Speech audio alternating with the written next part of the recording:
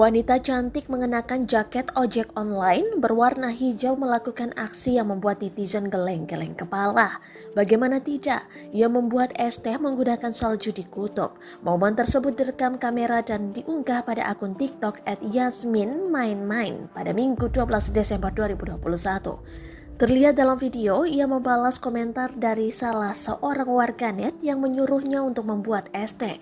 Hal tersebut langsung dilakukannya sambil duduk jongkok, ia mengisi salju ke dalam gelas. Setelah itu, saljunya memenuhi gelas. Si wanita tersebut langsung menuangkan teh kemasan di dalamnya.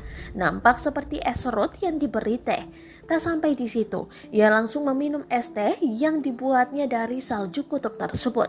Sontak saja video tersebut menuai komentar beragam dari warganet. Banyak yang menganggap wanita itu tak mengetahui jika salju es sama seperti jalanan yang selalu diinjak oleh orang-orang ataupun binatang. Jadi, meski terlihat bersih namun banyak kuman di dalamnya.